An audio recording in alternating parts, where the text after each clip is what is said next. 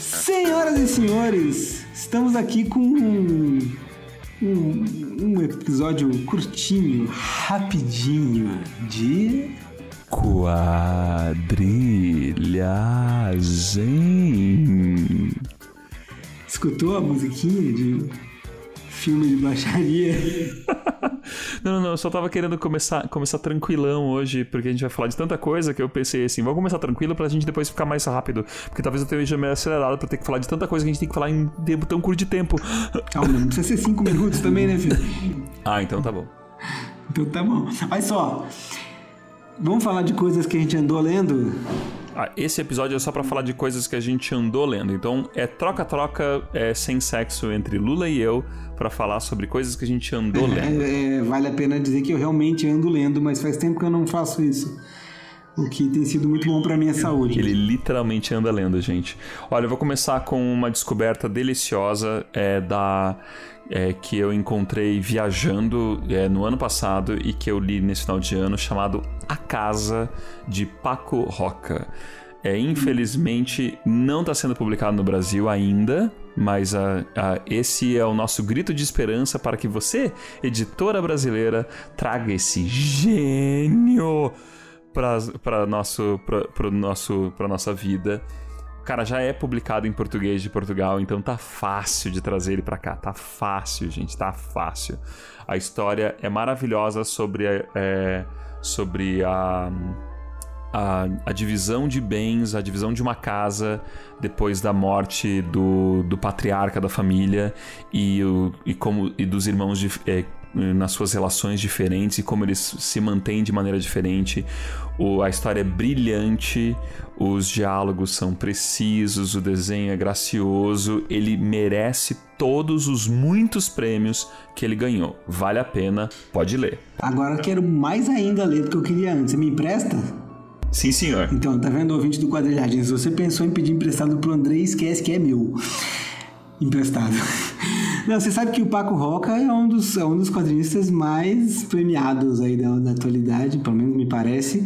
Ele é espanhol e nós temos uma grande safra de quadrinistas espanhóis fantásticos aparecendo. É quase como um dos brasileiros, assim, talvez nem tanto. Mas ele tem um livro lançado no Brasil recentemente, que é o Rugas, em espanhol é Arrugas, que é um que eu também quero muito ler, que fala sobre um senhor que está com Alzheimer, enfim, as relações dele. Mas eu, curiosamente, andei lendo um Paco Roca esses dias. Não, enfim, também não era meu e também não era edição brasileira, que foi o El Invierno del Dibujante. Saiu em Portugal como O Inverno do Desenhador. E é isso aí, O Inverno do Desenhista, que é uma história muito interessante sobre 5 ícones da história em quadrinhos espanhola na década de 50, né, que faziam gibis para crianças. Aliás, uma curiosidade, em espanhol gibi se chama TBO, que é o nome de uma revista, TBO, né? Até hoje se usa o termo TBO, assim como no Brasil se usa o termo gibi, que era o nome da revista, gibi. Olha que informação inútil para você. Enfim, os caras faziam tiras de quadrinhos e eles na Espanha do pós-guerra, na Espanha do franquismo, eles eram assim como muitos dos artistas americanos na década de 30 e 40 e muitos artistas de quadrinhos em vários momentos em vários países, eles eram contratados, eles recebiam por página, não tinham nenhum direito sobre os personagens que criavam, cediam todos os direitos, inclusive as artes originais, para a editora. E esses caras resolvem sair, fazer uma revista deles. E eles fizeram isso mesmo e foi um momento, um ato revolucionário e tal. Então é a história sobre, né, como isso acontece, o que dá certo, o que não dá certo e tal. A arte do homem é um negócio de cair o queixo. O trabalho de pesquisa deve ser colossal, porque ele traz Barcelona do fim da década de 50 de volta. Assim, é lindo. A escolha de cores é um negócio de cair o queixo, e é muito sensível, né? Porque é uma história que trata da memória afetiva dele e de tantos outros artistas e leitores de quadrinhos espanhóis. É como se fosse alguém falando sobre, enfim, os primórdios da Turma da Mônica, sei lá, os quadrinhos que né, fizeram a nossa infância. Eu gostei muito, achei muito bonito. Olha, eu vou partir desse que é muito bonito, então para o próximo gibi que eu li, que chama Ecos Invisíveis. Eu comprei uma edição portuguesa. É um gibi criado pelo senhor Tony Sandoval e desenhado pelo senhor por Grazia Lapadula. E esse é um gibi que eu comprei no afã de ter olhado e falado assim, nossa, que bonito o desenho, que incrível. E depois eu comecei a ficar bastante interessado pela história, porque os desenhos são bem... são todas umas criaturas meio cabeçudinhas andando de um lado para o outro, mas ele é feito de uma maneira tão cuidadosa que de repente você esquece que ele tem essa proporção de que os bichos estão tudo desenhado de cabeça grande, assim, e ele começa a... E daí você começa a ficar curioso, assim, nossa, mas sobre o que é esse gibi, né? E na verdade o que acontece com esse gibi ele começa a falar sobre um fotógrafo que, de certa maneira, ele consegue prever coisas antes delas acontecerem, e coisas às vezes que são muito terríveis para que ele preveja. Eu gostei da história, mas eu li muito perto da casa e eu gostei mais da casa. É difícil, rapaz, é difícil. Eu tô sendo bem honesto, só pra deixar claro assim, nossa, puta, tenha na sua coleção? Não, tipo, legal, eu gostei, mas é que eu tinha lido a casa antes e fudeu, gente. É isso. Seu próximo gibi, senhor Lula Carneiro. Um legal que eu gostei bastante e que é bacana, que você pode ler pagando o quanto você quiser, inclusive nada, chama-se Private Eye. É americano, né? Típico. Aliás, não só americano e espanhol. O escritor é o Brian K. Vaughan, que é um cara famoso e tal, né? O que ele fez? Uma porção de coisas. Fez Saga, fez Ex Machina, fez um monte de coisa. Mas enfim, o escritor é o Brian Vaughan, o desenhista é o Marcos Martín, que é espanhol, e a colorista é a Muntsa Vicente, que é a esposa dele, espanhola também. E o Marcos Martín tem uma arte muito bonita, né? Um negócio meio retrô, assim, meio anos 60. E a história é uma história futurista, chama-se Private Eye, eu já falei isso. Então, Private Eye tem a ver com a história com a forma como se fala detetive privado, né? Detetive particular nos Estados Unidos, né? Private Investigator, Private Eye, que é um olho privado, enfim, detetive particular. E é uma história que se passa num futuro não tão distante, assim, final do século XXI, e num mundo em que a internet foi abolida. Depois que as redes, as nuvens de informação estouraram e todos os podres de todo mundo ficaram escancarados para o mundo, e daí as pessoas tiveram suas vidas destruídas por causa disso. Então a internet foi proibida e não existe mais internet. É um negócio que eles não querem que volte de jeito nenhum. E curiosamente a polícia foi substituída pela imprensa. Então, em vez do FBI, eles têm a CNN. É muito engraçado, cara, é bom. E o bacana do Private Eye é que, se você fala inglês, ele está disponível num site que foi criado pelo Brian Vaughan e pelo Marcos Martín, acho que pela Moça Vicente, não sei, para fazer webcomics. Chama-se panelsyndicates.com, que a gente bota o link lá embaixo, mas assim, é um site em que você tem muitas histórias em quadrinhos desse trio e de outros criadores, se eu não me engano. Eu vi pelo menos 3 títulos, não sei se tem mais, na verdade. Eu li a versão impressa que um amigo me emprestou do Private Eye, então eu não fui muito a fundo no site, mas o fato é que tá lá, você pode baixar as coisas pagando quanto quiser, inclusive nada. né? Então é uma leitura interessante se você tiver aí sem dinheiro, então. E mesmo se você tiver com dinheiro, vale a pena. Uma coisa interessante sobre esse gibi é que ele é todo horizontal, especialmente porque ele foi feito para um formato web, né? Então facilita para você ler tanto no computador quanto no celular ou no tablet. Uma coisa que me incomoda muito das webcomics, dos sistemas para leitura de quadrinhos, por exemplo, aquele sistema que a Marvel tem, ou mesmo que o Kindle tem, o sistema para leitura em plataformas digitais, é que você não consegue ver a página inteira. Você tem dificuldade de aprender a página toda, porque você fica vendo de quadrinho em quadrinho. Isso mata a leitura. E esses caras espertamente fizeram, não só eles, o Zé Aguiar fez isso também na Infância do Brasil, né? Fizeram a história horizontal. Então é muito legal, porque... Lula, só um update para você também, é que o Private Eye... do 1 ao 10 já está disponível no Panel Syndicate em inglês, espanhol, catalão e português. Ah, tá em português? Sim, senhor. Que maravilha, eu não sabia disso. Então, mas como eu tava falando antes de bater no microfone, o design de página é muito bonito no horizontal. Pô, vale a pena, cara, leiam isso aí, é muito legal em português. Tô quase lendo de novo.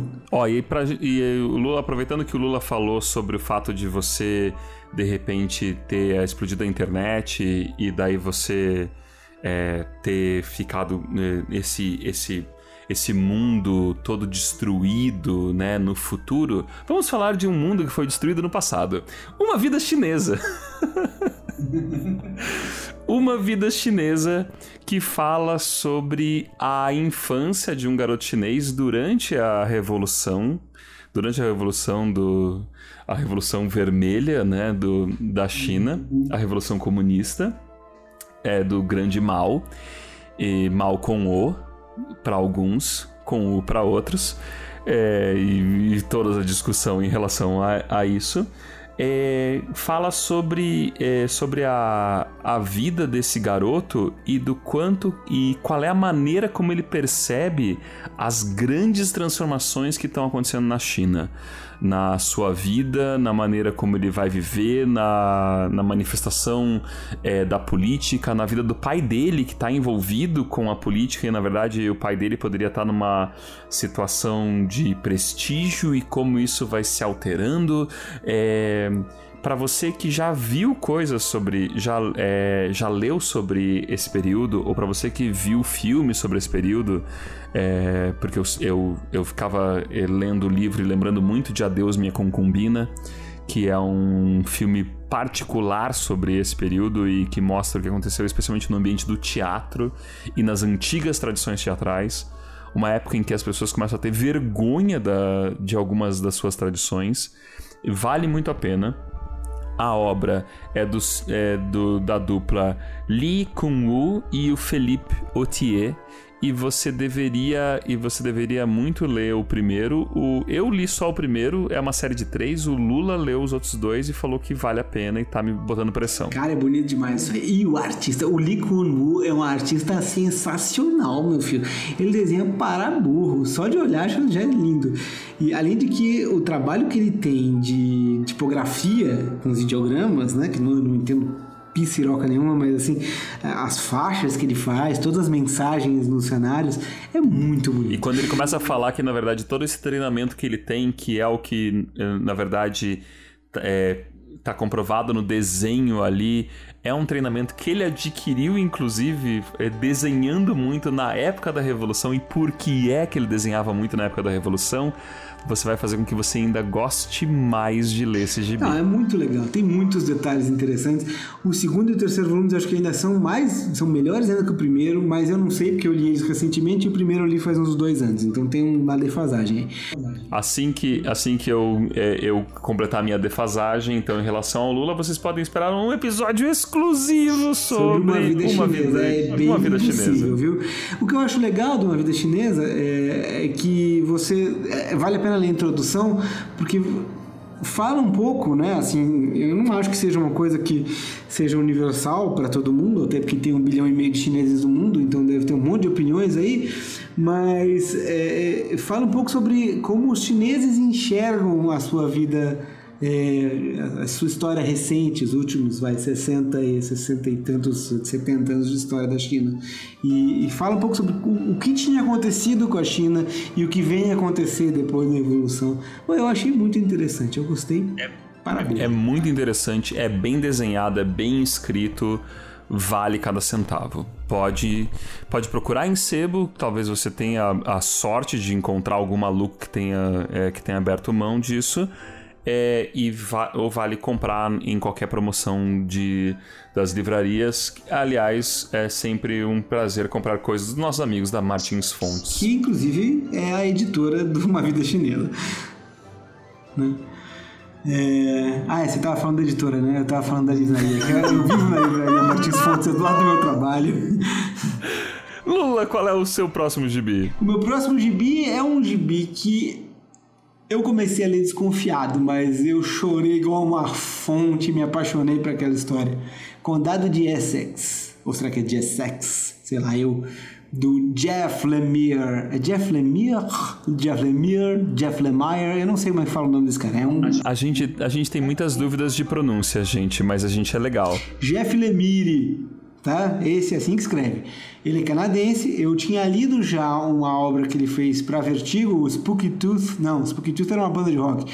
Sweet Tooth era o nome do gibi, que foi lançado pela Panini em algumas edições, aquelas encadernadas de, sei lá, 100 e poucas páginas. Eu não li até o fim, me encheu o saco, eu achei uma história meio genérica de mundo distópico e tal. E não gostei muito do desenho também, e fiquei meio com o pé atrás. Aí depois lançaram aqui no Brasil o Soldador Subaquático, que é uma das revistas autorais do Jeff Lemire, e aquilo foi super insensado e super bem recebido, muita gente falou bem e tal. Eu falei, não sei, um dia desse eu compro, custa caro e tal. E aí acabou que eu ganhei no Amigo Secreto da Família. Eu gosto de Amigo Secreto, eu devo dizer. Eu ganhei, entre outras coisas, o Condado de Essex. E que eu tinha, na verdade, eu já tinha dito para pessoas que eu tinha interesse em ler e tal, porque estavam falando tão bem. E, cara, é bom pra cacete. É uma história... Ele tem 3 capítulos grandes, né? Tem 3 partes que imagino que foram publicadas separadas, e esse é um volume completo, e depois ainda tem mais umas outras histórias que meio que contam, esclarecem mais algumas coisinhas e tal, apresentam outros personagens e desenvolvem ideias que ele teve e que meio que foram abandonadas ao longo do desenvolvimento dessas 3 grandes partes. Mas é uma história que fala um pouco sobre os interesses dos canadenses, sobre como é a vida no interior do Canadá, sobre o hockey, como eu estava falando de interesses dos canadenses, e que entremeia vidas de pessoas comuns, né? Tudo que eu gosto, né? E que é uma história muito sensível e que apresenta um pedacinho da história desse condado, né? Dessa região do Canadá, e de algumas idiosincrasias, manias canadenses a partir dessas personagens. E pode ir, vale a pena, tô recomendando. Bom, o meu próximo não é uma leitura que eu fiz, é uma leitura que eu vou fazer, que é de uma das mais brilhantes criações, né, que todo mundo tá falando, de 2017, então quem sou eu pra desconfiar de todo mundo, né? Eu vou ler pra ter certeza, que é o Angola Janga, e eu vou ler porque eu tenho que ler. Afinal de contas, escreveram o senhor Marcelo de Salete, né, um dos nossos grandes pratas da casa brasileiro. Ele escreveu essa maravilha sobre o Quilombo dos Palmares, então vamos ler, né? Vamos descobrir, afinal de contas, o que ele tem pra ler. Eu sei que o Lula tem um monte de coisa pra falar, eu quero que o Lula se dane, calhe a boca dele, porque eu vou ler ainda. E eu sou o cara que pula spoiler quando escuta podcast, porque eu quero terminar de ler. Tá bom, só vou falar o que você já sabe, tá? Além do Marcelo de Salete ser um dos autores de quadrinhos mais importantes do Brasil na atualidade, ele teve um trabalho de pesquisa monstruoso, levou 11 anos para fazer essa história. E dá pra ver que ele trabalhou muito, assim, tem a coisa é muito rica. É um puta gibi, cara. Uma das coisas mais sensacionais que saíram em 2017. Vai com tudo. E assim, então vocês podem ter certeza que se a gente já prometeu um episódio sobre a vida chinesa, sobre o Angola Janga é um episódio certo ainda este ano. Certo como a morte. Esse aí pode contar. Muito bem, pra fechar a brincadeira, já que o Andrei falou de um negócio que ele não leu ainda, eu vou falar de um que eu tô terminando de ler. Terminarei esta noite ainda, hoje. Não interessa saber que dia é hoje. Mas é Beasts of Burden, do Evan Dorkin, com a arte da sensacional, maravilhosa Joe Thompson. Joe Thompson fazendo arte pintada especialmente é um negócio que é de cair o queixo. E a história é a coisa mais divertida e mais linda que há. Lançamento da Pipoca e Nanquim no Brasil, com pompa e circunstância, capa dura, tudo lindo. É a história de 6... Como é que eu posso falar? Detetives do sobrenatural. São histórias de terror, né? São 6 amigos que resolvem casos sobrenaturais. Só que esses 6 amigos são 5 cachorros e um gato. Numa cidadezinha no interior dos Estados Unidos. E é muito divertido, né? Afinal de contas, quem você chama se a casinha de cachorro tá assombrada? Esses caras, né? Então, assim, é muito bom. As piadas são muito boas, especialmente a interação do gato com os cachorros. Cada um deles tem personalidades muito bem definidas e muito divertidas. Os nomes deles são muito bacanas também. E o fato é que eles respeitam características dos animais. Então, por exemplo, eles... muitos dos diálogos, muitas das coisas você vê que eles percebem pelo olfato ou pela audição. Cara, é muito divertido, é muito bom. E esse livro é da galera do Pipoca e Nanquim? Eu tô gostando dos lançamentos deles. Um dia o Andrei vai ler Moby Dick e nós vamos falar sobre isso. Gente, esse episódio não tem formação de quadrilha por motivos óbvios, porque a gente fez formação de quadrilha no episódio todo, e a gente falou, e dentro desse episódio a gente falou de pelo menos 2 deles que a gente gostaria de transformar, quase que num futuro muito próximo, em episódios de quadrilhagem. Mas você tem outros gibis que você gostaria que virassem episódios de quadrilhagem? Conta pra gente. Você leu alguma dessas coisas que a gente falou? Conta pra gente também. Você leu alguma dessas coisas que a gente falou e você não gostou, gostou muito e você gostaria de falar? Conta pra gente. Conta pra gente. Uma dessas você até vira convidado especial num próximo quadrilhagem.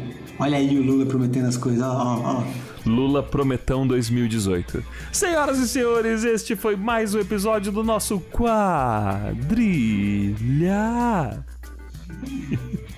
E até a próxima. E até o nosso próximo episódio, que virá com certeza com muitos outros gibis.